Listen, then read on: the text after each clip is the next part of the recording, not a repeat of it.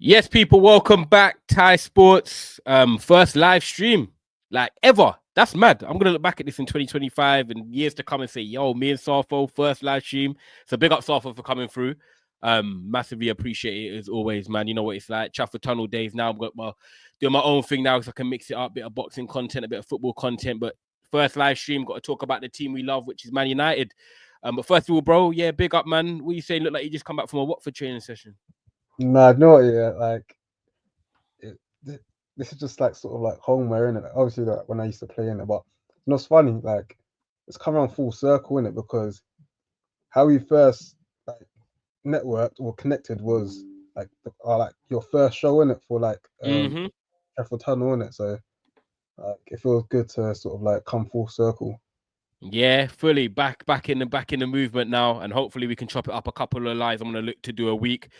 And today I had to go live, man, because obviously big up people that are gonna come over from Saeed TV, man. Them talk love every time. But yeah, bro, it's been a bit of a mad day for Man United. I've been obviously up at work, been like Mm. checking in and out. I see, Rashford potentially getting Welbeck's brother in as an agent. We've got Mathys Tel that we're gonna touch on first.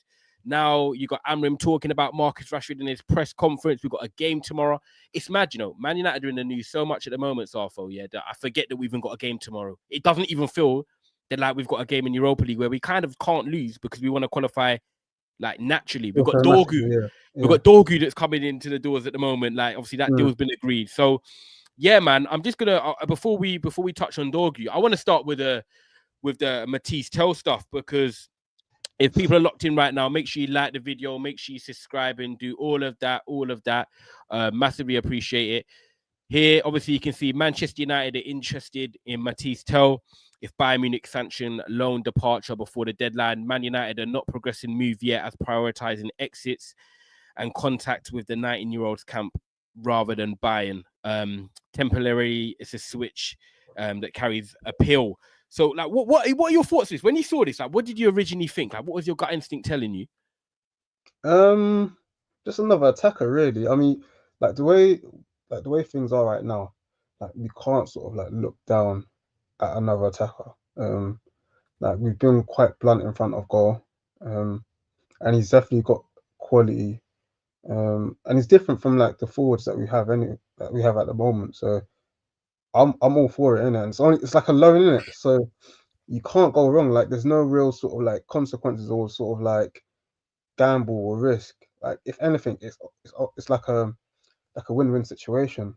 Like he helps us, Mm. and he probably reminds everyone that he's a really good footballer. So it's a win-win situation, I guess. Yeah, that's the boat I'm in because I wasn't like overly gassed and thinking, oh my god, like he's a Matthias Cunha. Like I wasn't like I'm thinking of players that I really want. So say Cunha's the first example in the Yeah, 10, and I was like, I know he's gonna come in Premier League proven, can get goals, can ball carry, all of that. When I saw Tell, I was kind of like, I don't know if this is the right time to get someone like Tell. Like he's not been playing at Bayern really, if I'm honest. He's yeah. a striker, but he's small and he sometimes plays out on the left. Like I feel like we need someone that's a bit more ready-made But rather than going down. no, I was gonna say like, can it get any worse than what we currently have?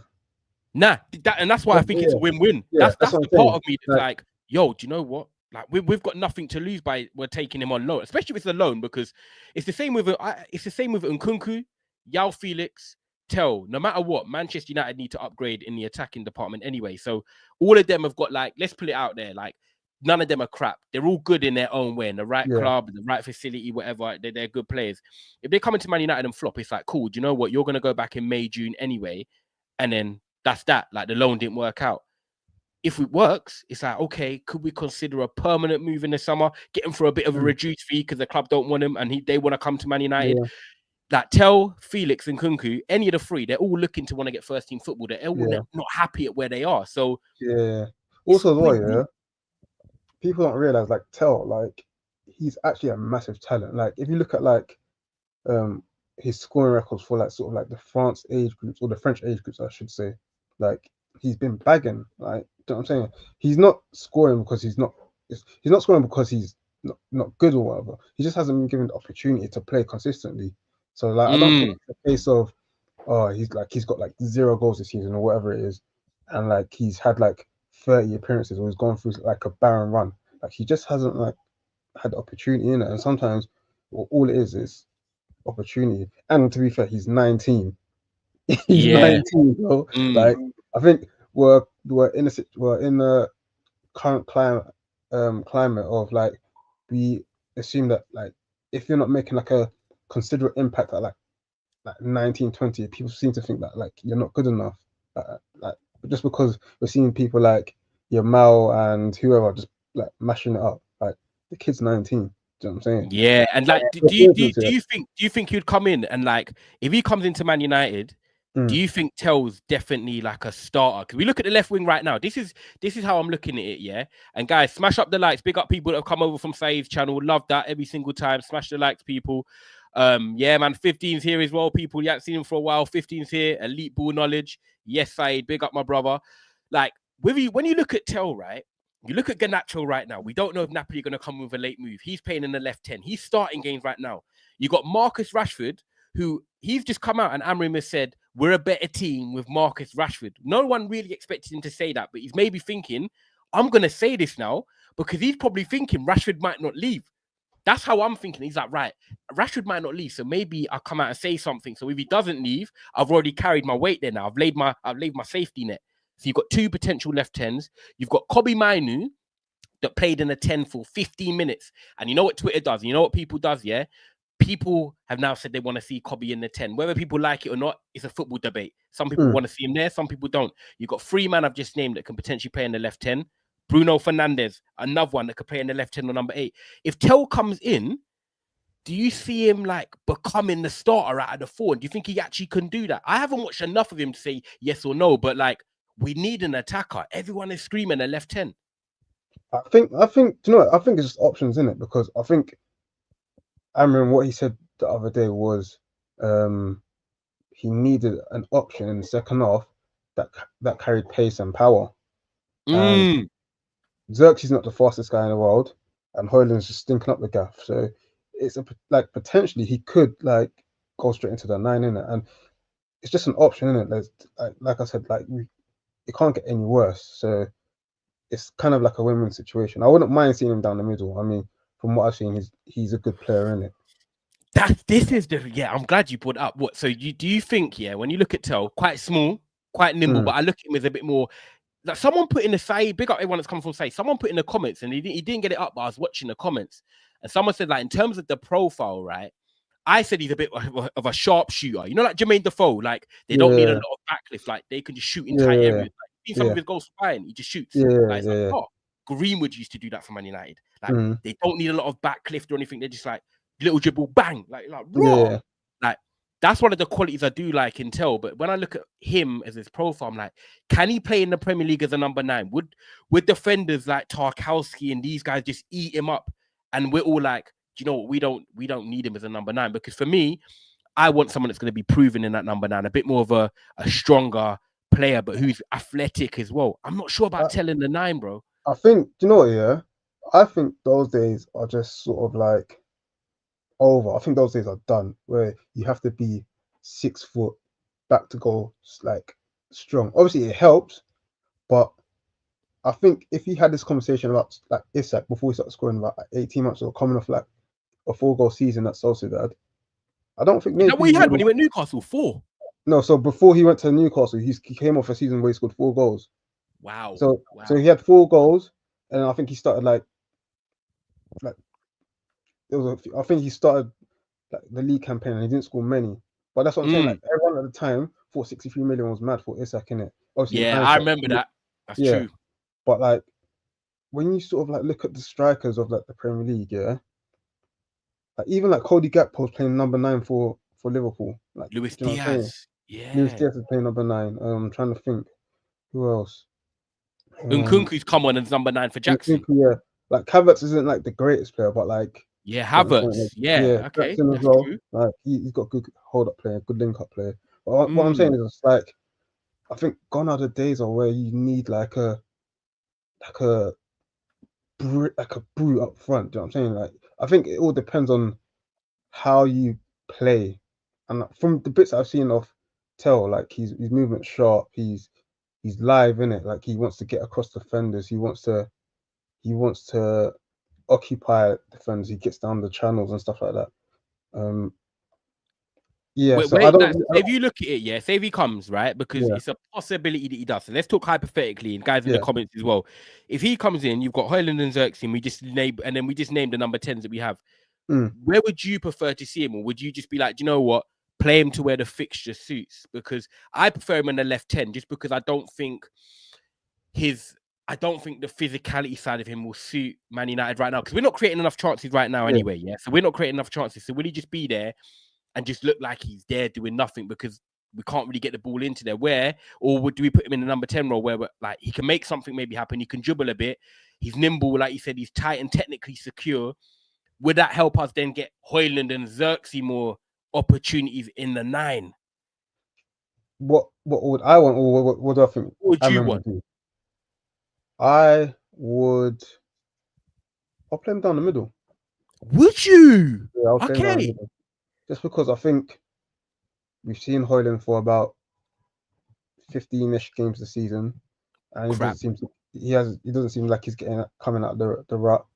Zirkzee, you just don't know what you're going to get with him, but he doesn't play with the pace required to sort of make us a dynamic threat. I do like Zirkzee, and I do think like he has qualities, but I think Zirkzee is someone you play when you've got sort of the right people around him, and I don't think we've got the right people around him. I don't think we've got people that complement him. Does that make sense? Yeah, he's not a bad player. I actually like Zirkzee. I want him to stay. You know I what? I like actually want him Zirkzee to too. stay.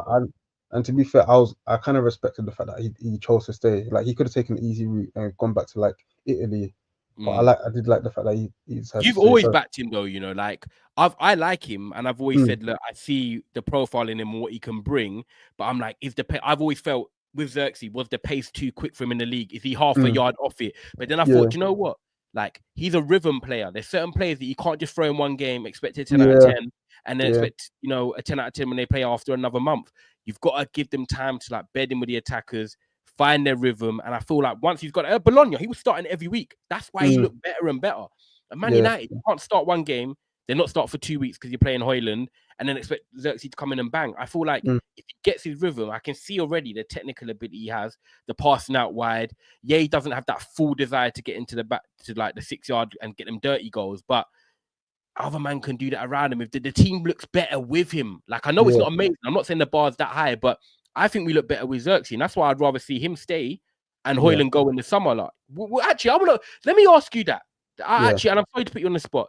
I know you think Hojlund, right? Because we talk in a group chat and it gets quite tiring at times. I know you don't want to keep defending him, but now you're watching him a lot. You're probably getting to the point where you're like, okay, like I'm seeing the issues. If you got to the summer, who would you rather see go, Hojlund or Zirkzee? Let us know in the comments while he thinks, people. Hojlund or Zirkzee, who do you want to see go in the summer? Who would I want or rather? Like, What do you mean? I don't want. It?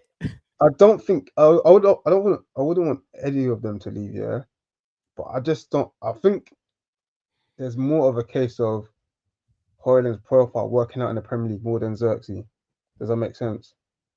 Like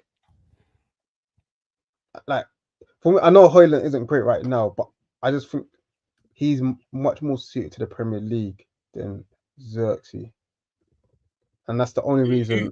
Who do you think is the better player though? Like, Oh, the genuinely, better player is Zirkzee. The better player is Zirkzee. Hands down. wouldn't you? Okay, so if you think the better player is Zirkzee and Amorim's going to get time, a transfer window to get his players in, would you not want to see the better player potentially thrive under the manager rather than just because you think the profile's better? Because I'm not going to lie, like you might think the profile's more suited to the Premier League, but bro, you look at Hojlund and like, I'm actually like, what do you like in him? Like what? What do you like? You think he's better suited than Zirkzee? But if Man United become better and Amorim gets his players in, or rather see Zirkzee try and thrive, like what? Do you think?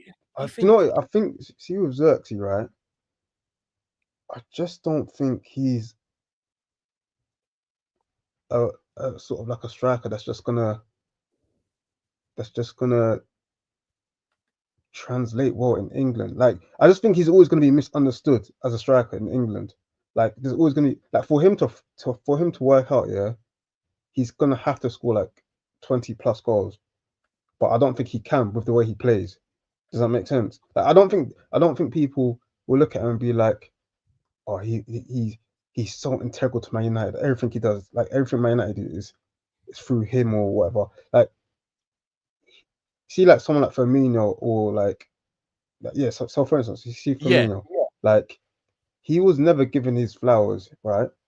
But it still worked because you have Salah scoring 20 goals or whatever amount of goals. But then like, because Salah scored, people would kind of sort of like would never ever criticize Firmino, if that makes sense. Because Liverpool were winning and Salah was Yeah, scoring. like when you're winning, it kind of masks performances. Yeah, Whereas when you're not but winning, I just don't Hojlund and think as a team we'll ever be in a situation where we're winning or scoring like 100, maybe not 100, but like 70 goals per season, and then people are just okay with Zirkzee being Zirkzee.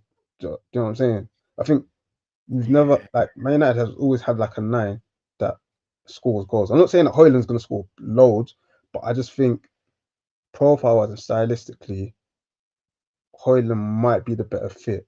Like, Zirkzee's hands down the better player. Like, hands down the better player. Like, it doesn't take a rocket, like a genius to not to recognize that. that's so interesting, But I man. just don't think, Hard one. like, I just don't think Zirkzee will ever win over the fans or the people that watch him. Like Yeah, that's but you all know it what? is. You know what? It doesn't matter about that though. Look, forget that. No, Even if but he what I'm doesn't saying, win over the what fans. I'm saying is like he will be considered. Like I just think he's gonna just gonna be considered a flop no matter what happens. Yeah, but Like, Hojlund, but no, Hojlund's not Hojlund. Do you know what? Hojlund had the fans yeah, more than Zirkzee had the fans, and yeah, Hojlund's now losing the fans. So yeah. actually, But I Hojlund's think, in do a you know what it is? situation where I he think, had the fans. Xerxes, I'm not gonna lie. Look, come on, as brothers and people yeah, watching this, we don't really have the fans. We have to gain yeah, the fans' trust. yeah, Hojlund, man, he has the trust when he just holds the shirt up. yeah. I You know think, what I yeah, mean? I think part of it. I don't want to say, to be fair.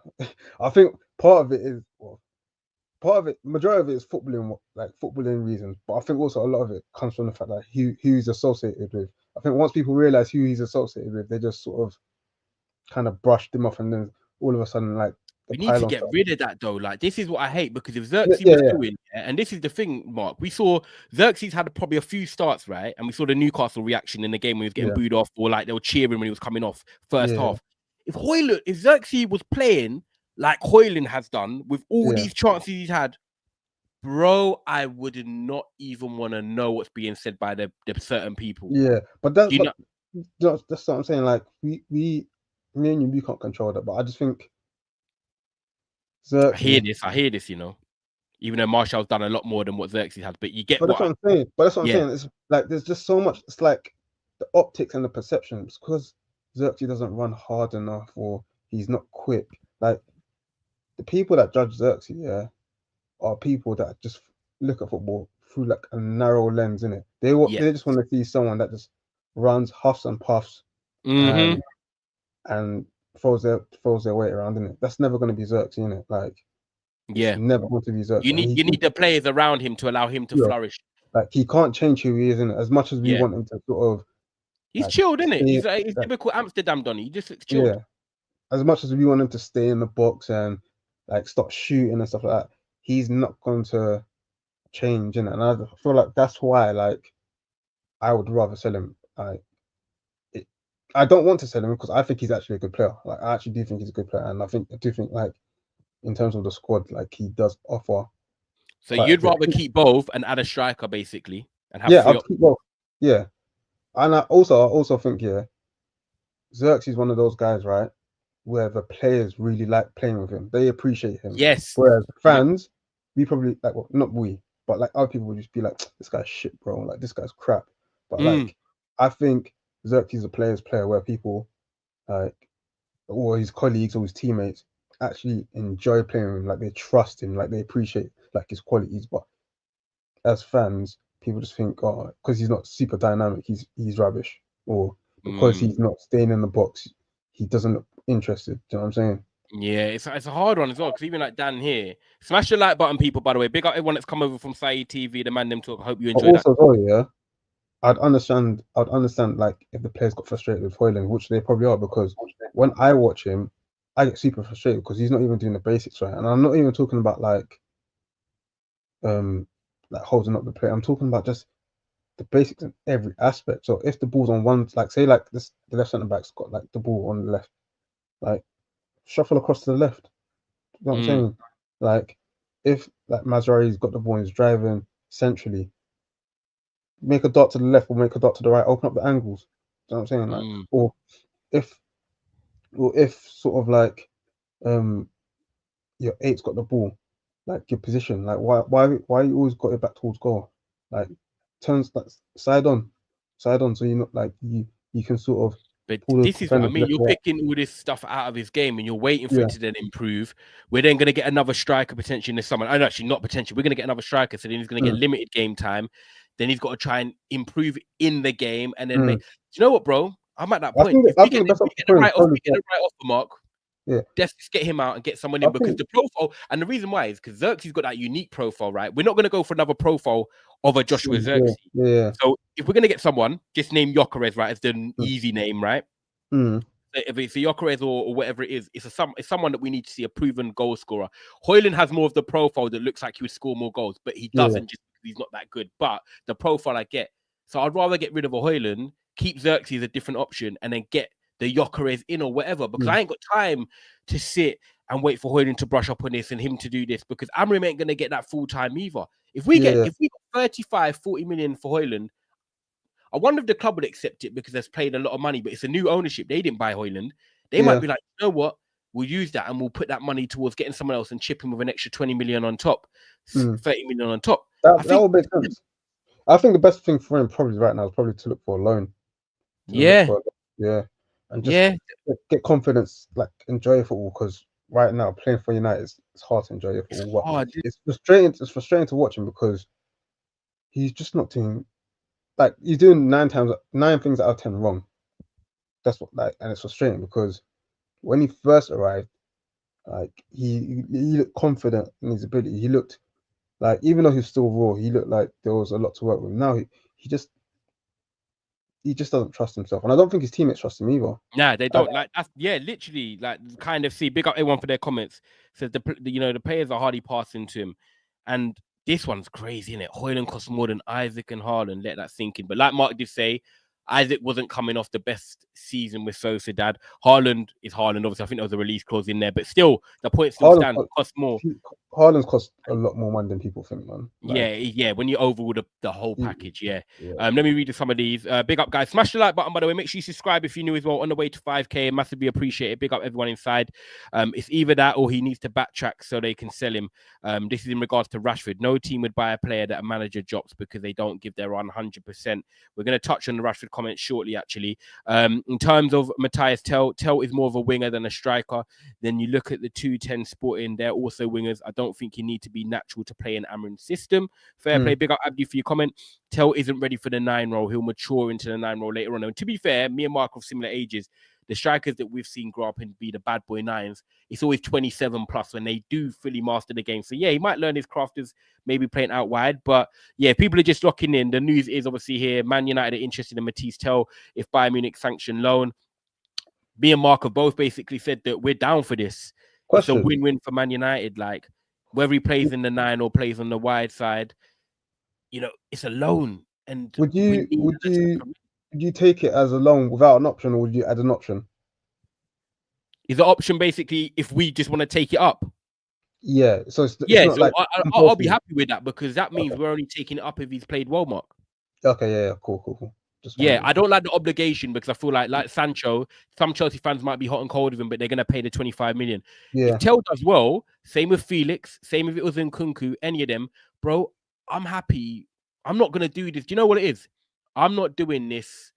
How do I word it? Like, I don't want this player. Do you know what? If Amorim finds a player and it works for Man United and we're better, like, cool. Do you know what? I'm ready for it. Like, if it's Tel, Nkunku, Felix, they both come with their positives and they all come with their question marks. But whoever it is, if they cook, I'm like, cool. Do you know what? Because we've been starving as Man United fans anyway. Do you know what I mean? Yeah. Do you think it happens, though? Before we move on, do you genuinely think it happens? If Rashford goes in, Yeah, you do. Yeah, I think it's very dependent on outgoings. So I think if Rashford goes, he comes in. Yeah. Okay, guys, make sure you do get your likes in. We're going to talk on Rashford now because, guys, if you haven't seen it, it's just come out literally a few minutes ago. I'm going to share the screen with you lot now. Marcus Rashford, Ruben Amorim. What is going on? What is going on? I'm just going to zoom in. Can you see that, Saf? Is it all right? I don't know if people Yeah, can't it's see it. gone still. So, yeah, people can see it now. Ruben Amorim. I said I would not put players and it doesn't give them maximum. I did not say I would not play Marcus Rashford. We are a better team with Marcus Rashford. Now, my head's spinning, guys, and I'll get Mark to come in and land his points. The reason my head's spinning on this one, yeah, is because we want an attacker to come in. Garnacho's been linked with Napoli, been linked to Chelsea. Chelsea's gone quiet. Napoli are saying if they reduce the cost, they'll potentially bid again. And then you've got Marcus Rashford that, at the end of the day, probably wants to leave, go on loan somewhere, or potentially leave, but he hasn't got the right suitors right now. So has Amorim been told, okay, Marcus Rashford, there might be a possibility that he stays. So he's come out now and said, look, you know, we're a better team with Marcus Rashford to try and comfort blanket it. So if Marcus Rashford does stay, it's like, okay, I said this. I said that we're a better team with Marcus Rashford. So does he know that he might be staying? Or is he trying to just, you know, say what he thinks and Marcus Rashford still might be leaving? My head's bugging with this one because I don't know if I'm overthinking it because he wants to leave and there's so many rumors, or actually he knows that he's staying. I don't know, man. Big up Jay as well. He says big up Amrabat and Rudiger. I love that. That's what everyone calls us. Your first time watching, that's what everyone calls us. But yeah, Safa, what do you think about this, man? Like, I don't know. I don't know if I'm just reading too much into it, or what do you actually think of the whole situation? I think he's just a very emotional guy, and he's very honest. I think he's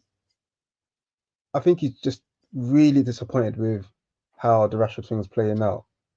I don't think, like I've been tweeting like for time. I don't think it's a training issue. Like anyone that knows Marcus Rashford or has played with him will tell you like he's probably the best trainer they've trained with. Like Declan Rice, Jude Bellingham, they'll like go search it up. They'll tell you Rashford's the best trainer that they've been in training with. I don't think it's a training issue. I just think from a football perspective, once you make it known that you want to leave, you've basically signed out. And I think Amorim has always been about unity and togetherness. Like he speaks about unity and togetherness a lot. Like for instance, when Emma scored his hat trick, it was like yeah, but the team, everything like he does is team orientated. And I think the moment you sort of like check out or show signs that like you're not willing to give your 100%, I don't think he fancies it. And it's not a thing of ability, it's psychological and mental. Like he's someone that he relies heavily on the mental and the psychology of players. And I think the moment that you let it be known that you're sort of not prepared to give it your all, not and I wouldn't say like Rashford's not prepared to give it his all, because I think he like whenever you play for Man United and you put on a shirt, you have to give it your all. But mentally, I just don't. I think Aaron recognizes it's like showing a bit of weakness, not necessarily weakness, but it's just like, are you fully concentrated? Like, can you deliver what I'm asking if you've said you don't want to be here? Does that make sense? So it's like effectively being with a girl a long time. I knew he's gonna make a girl analogy. I knew he's gonna make a girl analogy. But like, do you know what I mean? You're saying you want to leave, and then you're like stuck in two minds, and then you get back together, a bit like how it could potentially be. And it's like, is it ever going to be the same, or are you just forcing it for the sake of it? And then later down the line, you end up breaking up with them. Yeah. And like Man United in that position might break up in the summer. Oh, it didn't work out. It was never the same. We just didn't really trust each other. Yeah. It's exactly that, bro. And I think Aaron's been yapping way too much anyway, but I just think like Aaron is not acting any different to what any other manager would do. The difference is Aaron's just talking a lot. That's the only difference. Like we've seen it, like even sort of like look at, I know like I don't watch Wolves a lot, but Firmino said he wants to leave. I ain't seen him in the squad since. Yeah, he hasn't been in the squad Yeah, since. he hasn't been playing. He's trained today as well. He's trained the last game. Went in the squad at all. Like he'll carry on training. Like even okay. Let me carry on. You want to carry on? I was just gonna say like even when sort of like when Rooney wanted to leave, when sort of he handed in that transfer request. I know like Rashford hasn't handed in the transfer request, but like Fergie was so disappointed, and like to the point where he throws him out, and it was just like Welbeck and Van Persie till the end of the season. Yeah, that's true. He did do that. I don't know though, because like, was it a message to the board when you look at like Rashford's been training, not been getting picked at all at the moment, and coming out saying against Fulham, oh, we could have done with some pace and power, linking to basically Rashford's profile. Was that like, do you think that was a cry to actually go out and get me an attacker, please? Because if you're not going, if Rashford's not wanting to be at the club, I'm not going to play a player that's already told me, oh, he wants to leave. So you're going to have to get rid. He's basically saying to the board, you're going to have to get rid because I can't have this player around us, even if he wants to make it work. So actually, I'm going to also hint of the profile that Rashford is, a bit more pace and power, like they say, running behind and stuff. Go and get me an attacker. Do you think that was like a cry to actually go and say, look, okay, Mathys Tel that we're talking about earlier in the show, that's why I need someone, because we know as fans, we need someone. Do you think that was like I'm hinting? I think it's that, and I also think like he's just tired of talking about it, bro. Like, I think sometimes like I don't think he meant to sort of draw out Rashford like that in it, and I don't think it was necessarily directed at Rashford. I think he was speaking in general, but I think because there's been so much on this situation, it's sort of kind of like interlinked. But he's just been, I think he's just tired of talking about it to the point where he just slipped up. Do you know what I'm saying? Like he could have easily been like, the situation is the same. You guys know the situation. But he's someone that's like, he's told you, he's brutally honest, he's impatient, and he's very impulsive. Like he's already told us this. What do you feel like in terms of you? Yeah, this is your feeling. Like, do you want to see him play for Man United again, or do you actually want to just see him gone in this next 4 days? Are you like Marcus Rashford? I need you to be out this door, not in a malicious way, of course. It's nothing like that. But like after everything's happened, Amorim keeps talking about it. Man United need another 10. He wants to leave. Like he said, it's ready mentally. People are saying, is he with it still fully invested? Like you're questioning it as well. I'm questioning it. Do you want to see him in United show? Or are you saying, do you know what? The best thing for Man United is actually getting him out this window. I think it's the best thing for all parties. Like ideally, right? In an ideal situation, he doesn't say what he says, and he sort of like regains his form, and everyone's happy and everyone loves him again. But that's not the situation we're in. He said what he said.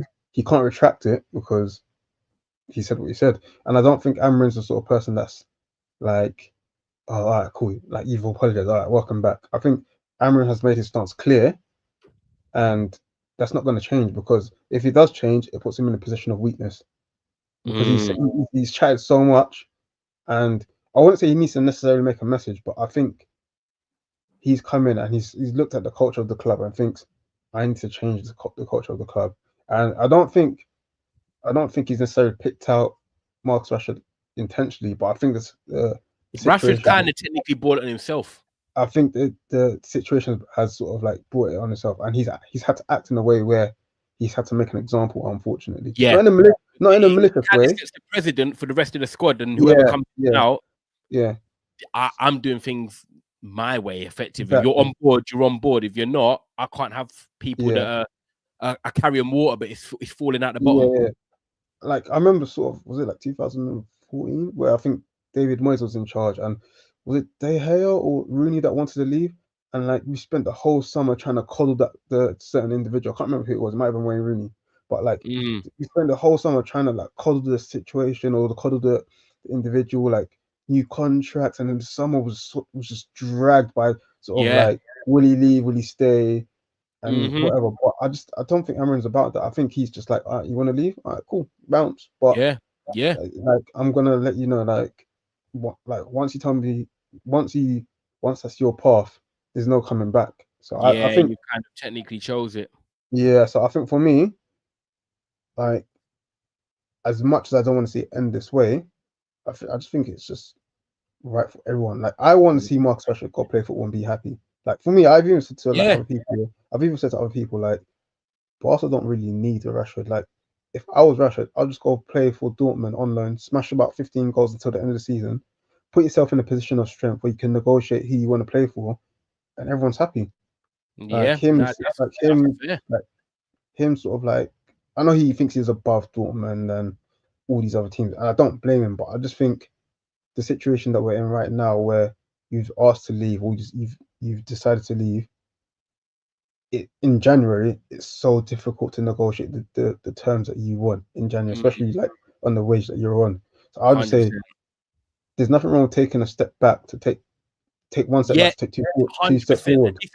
And you know what? I was linking this to, I've done a video about João Felix and John Duran, but I said specifically talking about João Felix. He's gone from Benfica to Atletico to Barcelona to Chelsea twice, but it's not quite worked out in the last few years. But I still think he's a good player. But I'm like, does João Felix need that step to a tier 2 or what, a tier 1.5 to then play regular, get his confidence back up, and then he can jump back up to a tier 1 team all of a sudden?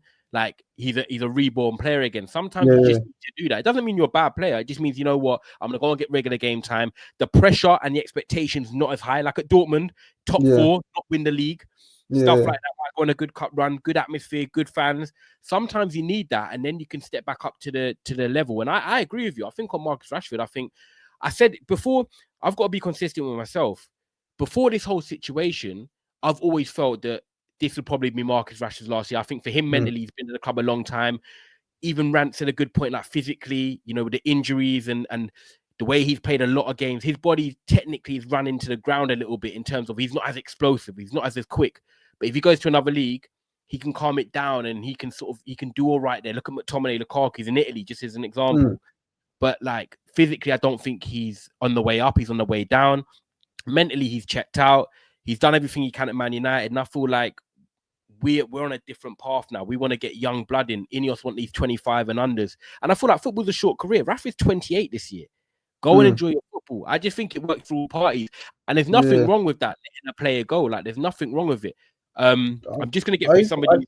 I was just going to say, I even think like if he goes Dortmund and just smacks it up, bro, football's so fickle to the point where everyone starts talking about Rashford like in a positive light, and everyone just says like he's such an amazing player. Like going to Dortmund isn't it's quick, isn't it? Football's very quick, changes. It's not the end of the world. Like it's not. I'm pretty sure like I'm sure that he kills it out there anyway. So he goes out there, scores like 10, 15 goals, whatever it is. And Dortmund are in the shit place anyway. Like they're like 10th. They're like 10th. So Donyell Malin's left as well. Yeah, just go smack it up. And Yemi was gonna leave, but he's going to stay. He's head in the right place. Yeah, and just sometimes it might just be best like for him to go to a place where like there's not so much attention.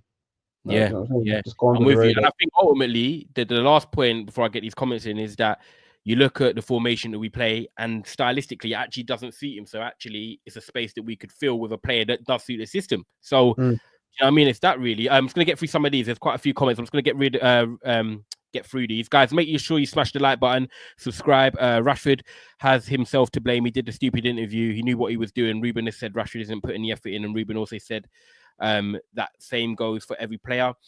Rashford should play because our attack ends scoring. Interesting take, Nacho. Rashford doesn't have an elite mentality. Saying this about Rashford when the attack is dead, and we've lost more when he's not playing. Basically, I think that means. Any watch-alongs? Big up Don Perez. Hope you're well, bro. Probably not, because I like watching games and just chilling out and being myself. I might do the odd one. I don't know. We'll find out. But I'm not planning to. More video content and a couple lives a week and stuff. Marcus Rashford should be sold to Arsenal. I don't want to see him go into another Premier League team, because if he does well, it will make me feel away. Go abroad. I want you to do well, and there's no like malice. It just for him.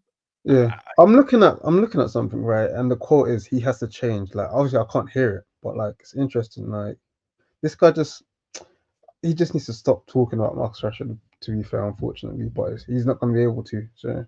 Yeah, exactly. He might have just run its course. Big up Yasmin as well. Says big up Ty, new subscriber. I really appreciate that. Thank you for watching. I hope you enjoyed it as well. Big up everyone from Saeed's channel as well. It's about Rashford's wages. Yeah, I have been told, by the way, with Dortmund, they really do want him, guys, but financially it's so hard for them to. Do you want to hear the quote that he says? He says, what, read it out. Yeah. He says, imagine a talent like Rashford. Our team should be so much better, but he has to change. If he changes, we will use a talent like Rashford. But in this moment, we have to set some standards. Fair.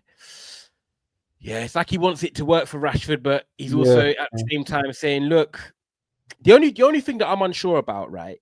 and this is the last point, is that Rashford has come out and said that he's given 100%, or rumors are saying that he's given 100%. He might be given 100%, but it's like, it's a question of mentality. Like, Rashford might feel like Amorim might be like, nah, I don't think he is.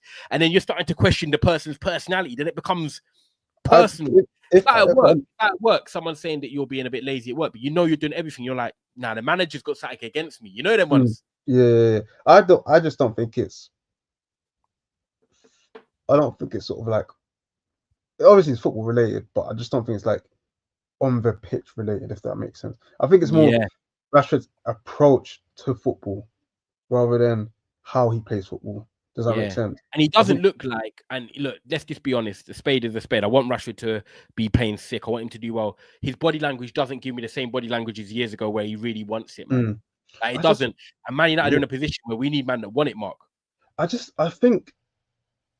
think it's a couple of things. I don't think it's just one specific thing, but I just think it's more the approach to football. So I just think Aaron's disappointed with like sort of like the interview, but I just think he just wants Rashford to be like a consummate professional, if that makes sense. So I'm sure like he recognizes players are human and wants them to like let their hairs down and whatnot.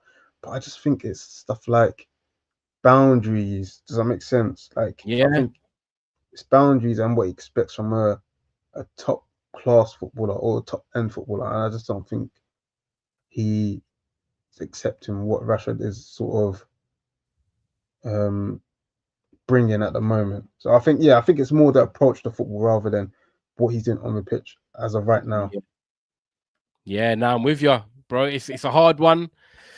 4 days to go. Will a player leave? Will a player go? Dorgu obviously is going to come in. We'll talk it at once he actually fully signs and everything. Obviously, I've done some videos on it. Guys, make sure you do like this video. Make sure you do subscribe as well if you're new to the channel. I hope you've enjoyed that live, by the way. It's been great having you on. Obviously, Sarfo is my brother anyway. So, yeah, it's good to chop it up. The first ever live show on Thai Sports. We are going to redirect this back to Saeed. So, guys, make sure you do stay on here. It's going to take you straight back to Saeed.